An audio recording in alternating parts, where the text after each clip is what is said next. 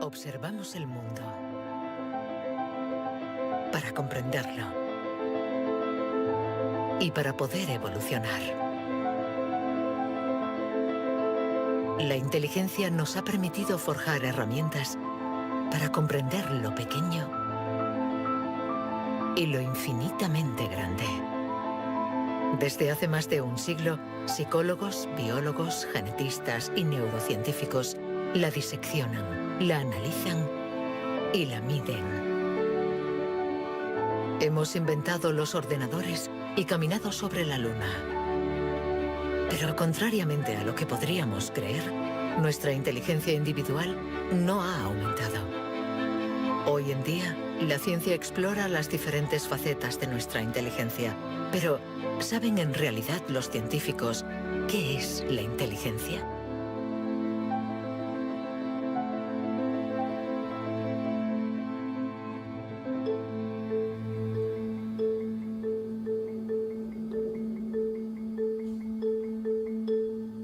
Inteligencia es relacionar. Unir elementos diferentes para hallar soluciones. Para entenderla, hay que conseguir dividirla y aislar todos sus componentes. Los investigadores estudian sus diferentes facetas.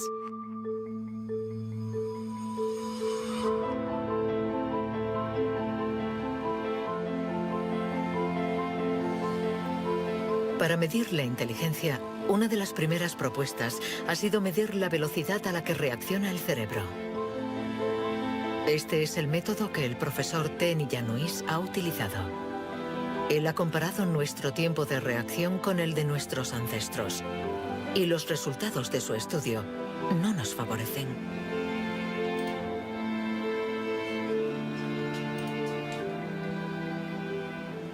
Para medir el tiempo de reacción, mostramos a una persona una luz sobre una pantalla y esta, pulsando un botón lo más rápido posible, debe decir si la luz aparece a la derecha o a la izquierda. No es un acto reflejo, sino una información simple que nuestro cerebro debe procesar. Estos estudios sobre el tiempo de reacción son muy antiguos. Muchos de ellos los llevó a cabo Francis Galton, primo de Charles Darwin, entre 1860 y 1880 en Gran Bretaña. Galton hizo pruebas a muchos miles de personas representativas de la población de la época. La gente tenía entonces un tiempo de reacción muy rápido. Nosotros hemos buscado estudios comparables que hubieran sido hechos durante los últimos 120 años y hemos encontrado unos 15. Al compararlos, hemos podido comprobar que durante los últimos 150 años la gente se ha hecho cada vez más y más lenta. Para el profesor Ten-Yanuis, inteligencia es velocidad. Y nuestro cerebro invierte como media 50 milisegundos más que el de nuestros bisabuelos a la hora de procesar una información simple. 50 milisegundos más puede sonar como un algo ridículamente breve. Pero si pensamos en las miles y miles de decisiones que debemos tomar cada día, y somos un poco más lentos en cada decisión, esto puede tener consecuencias muy, muy importantes.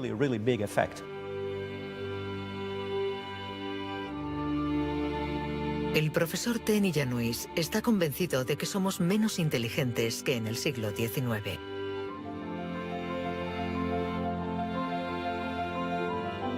Y la prueba está en la increíble capacidad de invención de este periodo, marcado por una explosión de las innovaciones, de la creatividad, de las ideas. En el siglo XIX hubo muchas innovaciones fantásticas. Hay estudios que muestran que el número de inventos por habitante era 4 veces mayor que hoy en día. El profesor Ten-Yanuis piensa que nuestra inteligencia está en declive desde hace por lo menos 150 años. Pero en el siglo XIX, Sir Francis Galton ya pensaba que los ingleses eran bastante menos inteligentes que los griegos de la antigüedad, donde no faltaban las mentes brillantes. Entonces, ¿y los predecesores de los griegos, los hombres prehistóricos? Es extremadamente difícil medir su inteligencia. Sin embargo, en el Instituto Max Planck de Leipzig intentan responder a esta pregunta reconstruyendo el cerebro de nuestros antepasados de la prehistoria.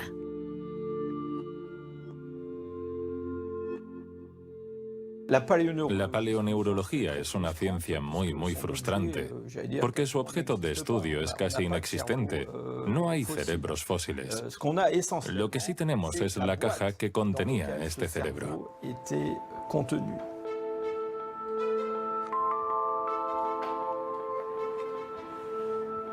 Al comparar nuestro cerebro con el del hombre prehistórico, los científicos han encontrado diferencias no solo en la forma, sino también en el tamaño.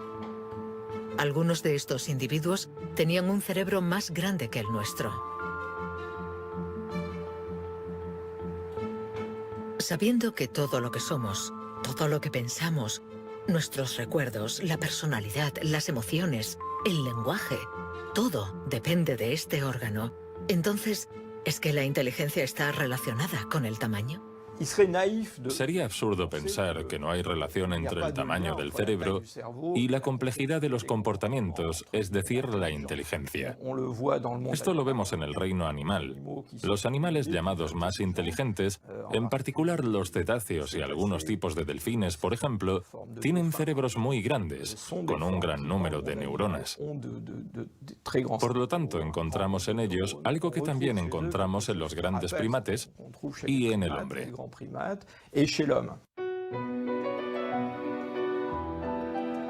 La evolución hizo crecer el tamaño de nuestro cerebro durante 2 millones de años, hasta alcanzar su máximo hace unos 15.000 años. El hombre de Cro-Magnon, que pintó en la cueva de Lascaux hace unos 17.000 años, era un Homo sapiens como nosotros. Pero de todos los Homo sapiens, este era el que tenía el cerebro más grande. El tamaño de nuestro cerebro ha disminuido en comparación con el de este antepasado. Y según algunos investigadores, somos menos inteligentes que él. Pero esta teoría no es compartida por todos.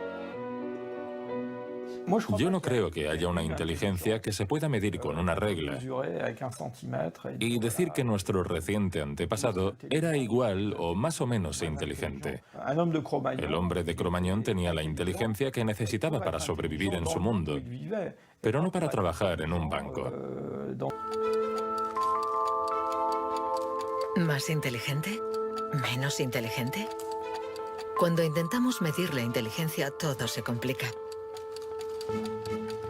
Y sin embargo, lo hacemos continuamente. En las universidades del mundo entero se enseña qué es la inteligencia. Y todos nosotros, sin ser especialistas, la medimos cada día. Todos medimos la inteligencia. Si es usted soltero y va a un bar y conoce a alguien, lo más importante después del físico es la inteligencia. Medimos la inteligencia de la gente siempre. Si hablamos sobre un concepto difícil o hacemos algo que desconocen, ¿cuánto tardan en entenderlo? Medir la inteligencia analizando las respuestas. Evaluando la pertinencia de las acciones. Comparando a los individuos. Un método que dio lugar a la única herramienta de la que disponemos para medir la inteligencia. El cociente intelectual, inventado por Alfred Binet a principios del siglo XX. Alfred Binet criticó bastante a los alienistas, los psiquiatras de la época, que hacían diagnósticos para juzgar la discapacidad intelectual, separando en grandes categorías: los idiotas, que tenían el grado más alto de discapacidad, después los imbéciles y luego los tontos. En opinión de Binet, sus juicios eran discutibles, muy difusos y diferentes de un psiquiatra a otro. Él pensaba que eran necesarios unos criterios objetivos y una única herramienta de evaluación basada en criterios científicos. En 1905, el Ministerio de Educación francés pidió a Binet que encontrara la manera de detectar a los niños con dificultades escolares. Él no tenía ninguna teoría sobre la inteligencia, pero observando a sus hijas, pensó que podría hacer una evaluación a partir del razonamiento, la capacidad de comprensión y la memoria. Lo que finalmente intentó hacer fue encontrar para cada grupo de edad los problemas característicos de ese grupo. Por ejemplo, les enseñaba una foto y les preguntaba qué representaba. Señaló que los niños de 3 años enumeraban lo que había en la imagen. Hay un señor, una señora, un banco, un árbol. Los de 7 u 8 años describían la imagen. Hay un señor y una señora sentados en un banco. Y por último, los de 12 años interpretaban la imagen.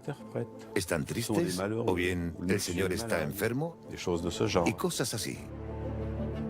Así, Binet desarrolló junto a Théodore Simon el primer test de inteligencia. Había nacido el clásico test de la edad mental. Es la relación entre la edad mental dada por el resultado del test y la edad real de la persona. La cifra se multiplica por 100 para obtener el cociente intelectual. Si un niño de 10 años resuelve las pruebas de uno de 12, será un niño adelantado y tendrá un cociente de 120. La idea era relacionar el rendimiento de un individuo con el de otros individuos comparables, es decir, los que están exactamente en la misma categoría de edad, la misma cultura, etc. Y obviamente, partiendo de una serie de puntuaciones en la prueba para una edad determinada. El cociente intelectual es la posición de un individuo comparado con el rendimiento de otros que son como él o ella, es decir, de la misma edad. Le damos al cociente intelectual un poder exagerado, porque pretende medir una cualidad tan particular como la inteligencia. Es difícil resistirse a la tentación de medirse, de compararse. Lo que sí es un poco ridículo es lo que nos encontramos actualmente en Internet, como las páginas web que calculan nuestro cociente intelectual. La gente hace el test, se encuentra con una cifra y la interpreta. Y si, por ejemplo, esta cifra no es buena, pensamos que no somos inteligentes. Es absolutamente catastrófico. Allí, James Flynn ha hecho un descubrimiento sorprendente que los científicos de todo el mundo han bautizado como el efecto Flynn. El efecto Flynn supone el descubrimiento de que todas las naciones que entraron en la era industrial han obtenido mejoras considerables en los tests de cociente intelectual. He revisado toda la variedad de estas pruebas en 40 países, como en Francia, Holanda o Noruega, donde los jóvenes habían sido llamados al servicio militar. Se les ha dado cada año exactamente el mismo test, y las mejoras son muy evidentes. Hace 1 o 2 generaciones, la gente obtenía una media de 30 respuestas sobre 60. Hoy obtienen 45. Después de evaluar decenas y decenas de estudios, James Flynn ha mostrado que desde hace más de 60 años obtenemos mejores resultados en estos test. ¿Quiere esto decir que ahora somos más inteligentes que nuestros abuelos? Un cambio en el cociente intelectual no significa necesariamente un cambio en la inteligencia. Pongamos un ejemplo. Una persona hace hoy el test por primera vez. Si hace el mismo test al día siguiente, existe un efecto de aprendizaje. Su puntuación va a ser más alta, pero no quiere decir que se haya hecho más inteligente. Solo significa que se ha familiarizado con el test. El aumento del cociente intelectual se debe en gran medida al entorno, mejor alimentación y mejor educación. Nuestro cociente aumentaría de 2 a 3 puntos por cada año de escuela, y los años de escolarización han pasado de una media de 6 a principios del siglo XX a los 11 años de hoy en los países industrializados. Todos estos cambios añadidos han incrementado los resultados. Cuando realizamos un test hoy, estamos preparados en la medida en que la escolarización y otra serie de factores nos han dado la capacidad de aplicar nuestra lógica de forma abstracta. Es decir, que podemos ver una serie de números y acertar el siguiente.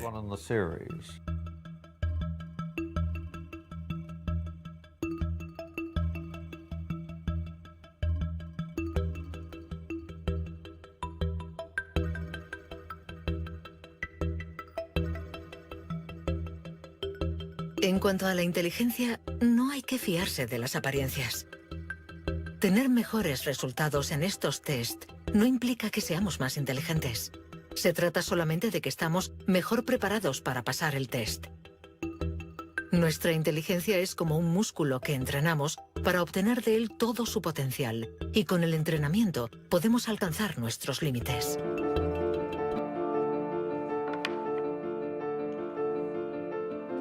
Un cerebro inteligente no es un cerebro que funciona más, sino todo lo contrario. Es un cerebro que funciona menos. Esto es lo que llamamos neuroeficacia. Ser inteligente consiste en resolver un problema con el mínimo esfuerzo.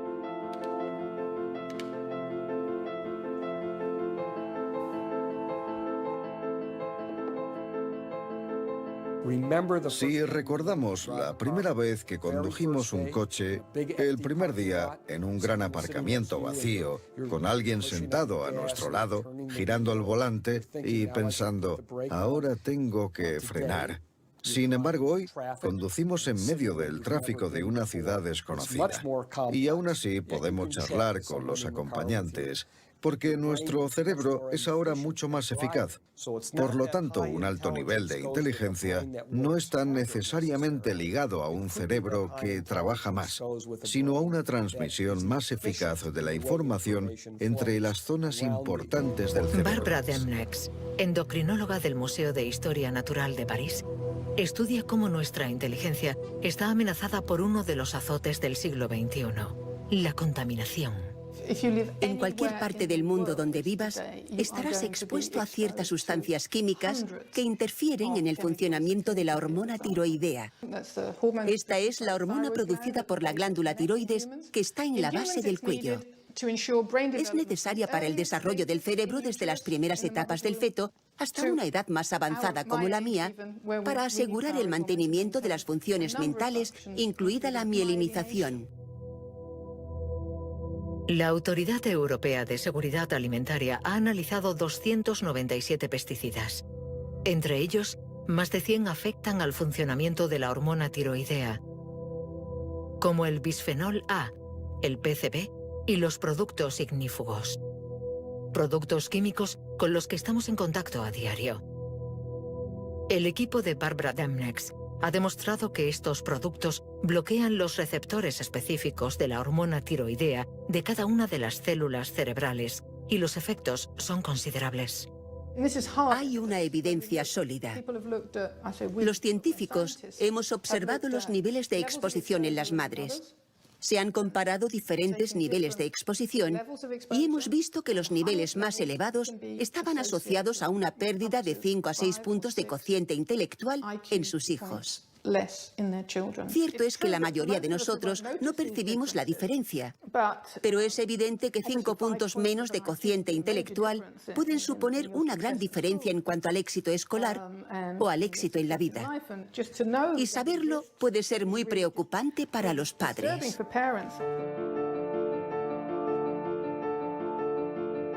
Nuestra inteligencia nos ha permitido crear un mundo complejo, pero a costa de degradar el medio ambiente. Y podríamos estar pagando el precio si esta degradación afecta a nuestro cerebro, actuando, por ejemplo, sobre la mielina. Pero si este fenómeno se confirma, ¿qué haremos? Todo comenzó con un genio.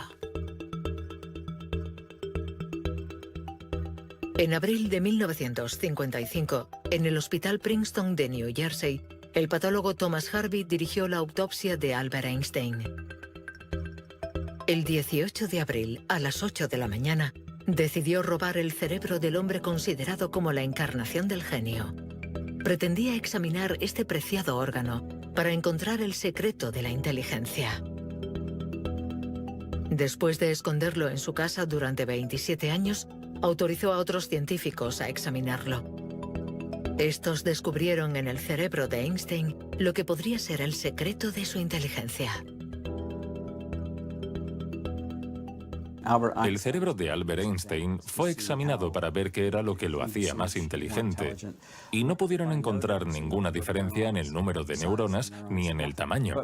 No había nada, excepto que su cerebro tenía más astrocitos. Esto llamó la atención de mucha gente sobre el papel de los astrocitos en la inteligencia. Los astrocitos. Células gliales identificadas hace más de un siglo. Aunque en los últimos años, los científicos han comprendido que su función no era mucho más compleja de lo que imaginaban. Los astrocitos sirven para muchas cosas. Controlan la sinapsis, controlan el flujo sanguíneo en el cerebro, alimentan a las neuronas, reaccionan a las heridas. Todas estas cosas estaban consideradas como tareas menores que los astrocitos hacían en el cerebro, y no habían sido tomadas muy en serio hasta que se dieron cuenta de lo determinantes que son los astrocitos para las neuronas. Un astrocito humano controla cientos de neuronas, muchas más que, por ejemplo, un astrocito de ratón. Basándose en esta observación, un equipo de la Universidad de Rochester ha realizado un experimento fascinante. Para entender mejor la inteligencia humana, han decidido cruzar la barrera de la especie y han trasplantado astrocitos humanos en el cerebro de un ratón.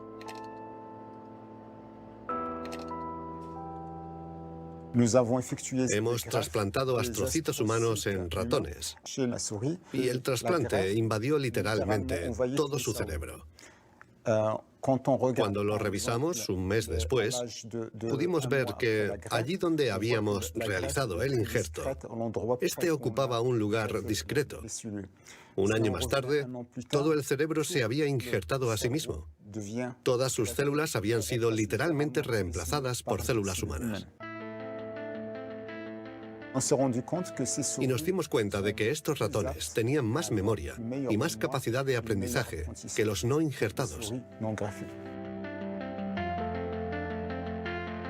Para comprobar las capacidades de los ratones con el cerebro modificado, los metieron en un laberinto. Resultado: los injertados encontraron la salida 2 veces más rápido que los no injertados.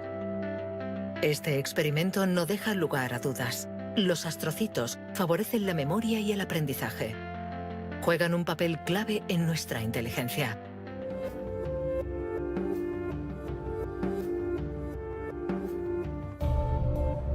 La inteligencia se refleja en el funcionamiento del cerebro. Pero ¿cómo se explica la diferencia entre las inteligencias de nuestros colegas, amigos o padres? ¿Es que tienen más materia blanca, menos astrocitos o sus neuronas son más rápidas? El origen de nuestras capacidades se encuentra en parte en nuestros genes. Robert Plomin estudia la genética del comportamiento. En sus investigaciones ha visto crecer a miles de niños y gracias a ello espera poder encontrar los genes que influyen en la inteligencia. A menudo la gente desea saber en qué medida la inteligencia viene determinada por los genes. En primer lugar, hay que insistir en que la palabra determinar no es adecuada. Debemos decir influenciar, ya que, como sucede con el tamaño, está estrechamente relacionado con los genes, pero no determinado por ellos. Si somos altos, es probable que nuestros hijos sean más altos que la media, pero si están mal alimentados o enfermos, serán más bajos. Esto no es determinar, es influenciar. En otras palabras, los genes nos dan el potencial y el entorno decide el resultado final. Para entender las relaciones complejas entre genes e inteligencia, Robert Plomin ha realizado miles de test en gemelos. Los gemelos idénticos tienen la particularidad de ser clones, tienen exactamente los mismos genes. Son completamente idénticos. Mismo pelo, mismos ojos, pero ¿tienen los mismos resultados en los test de inteligencia? La respuesta es sí. Sus resultados se parecen mucho más que los de otros hermanos. Esta es la prueba de que, sin ser completamente determinantes, los genes sí juegan un papel crucial. La inteligencia está influenciada por la interacción de muchos miles de genes que conforman una red increíblemente compleja. Además, producen efectos distintos en función de la región del cerebro donde actúen. Antes pensábamos que el cerebro funcionaba por áreas. Esta área controla el lenguaje, esta hace otra cosa. El cuerpo calloso comunica los hemisferios. Hoy nos hemos dado cuenta de que esto era ficción y que el cerebro actúa de forma más global. Desde un punto de vista genético, se ve más claro todavía, ya que la mayoría de los genes que actúan sobre el cerebro actúan sobre muchas regiones del cerebro.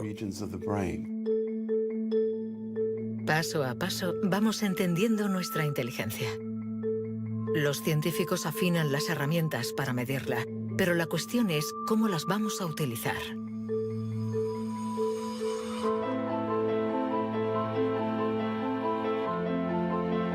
La inteligencia es lo que mejor predice nuestro nivel de estudios o nuestro empleo.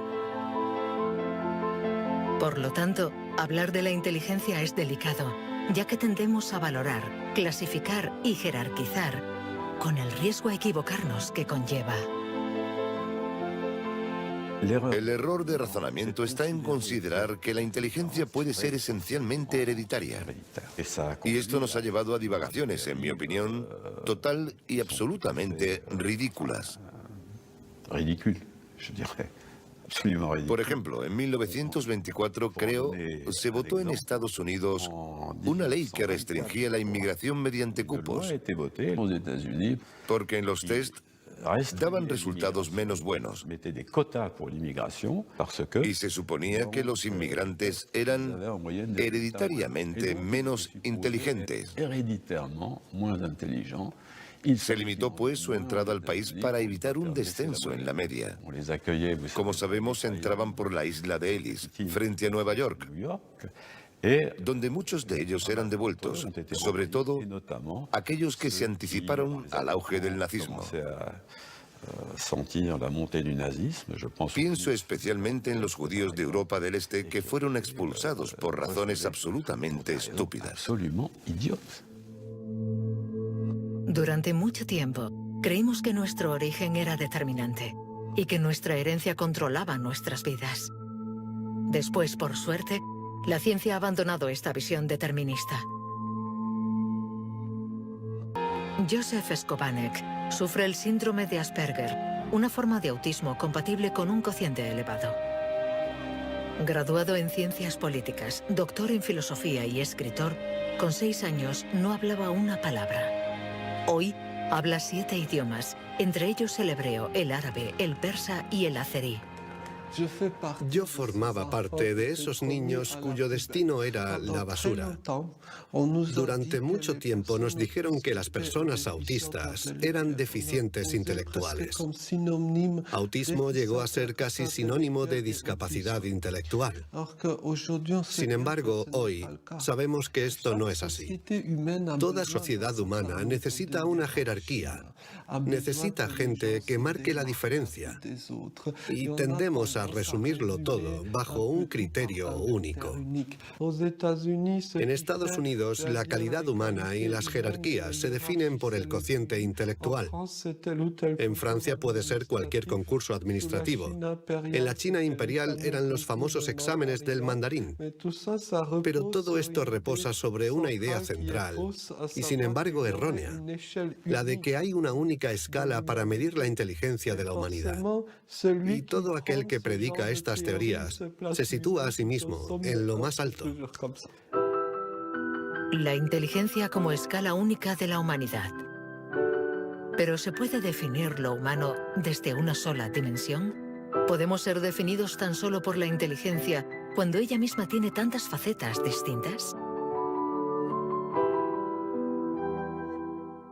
Siempre ha existido una reticencia a considerar que existen formas distintas de inteligencia y una cierta tendencia a querer determinar un cociente intelectual general. Una única escala de inteligencia donde podemos situarnos por encima o por debajo. Pero la realidad lo contradice.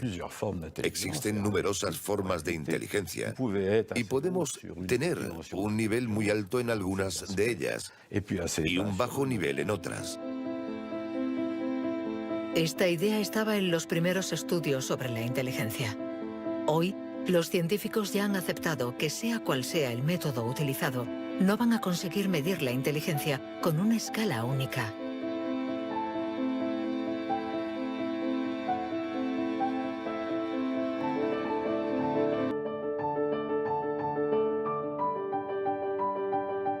Los hilos se tejen. El cuadro se completa. Los científicos ensamblan poco a poco las diferentes piezas de nuestra inteligencia. Pero el mundo evoluciona y la inteligencia también.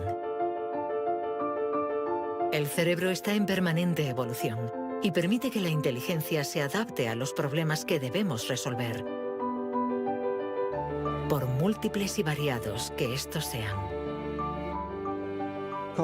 Cuando era niño, sabía que yo no funcionaba como los demás y era consciente de ello. Esto me hizo reflexionar y me llevó a imaginar un mundo plural. Un mundo donde no hubiera una única forma de clasificar y de medir, sino muchas. Lo que quiero decir es que la verdadera inteligencia humana no está en pensar de forma plural y saber tener en cuenta distintas formas de entender el mundo y no solo una.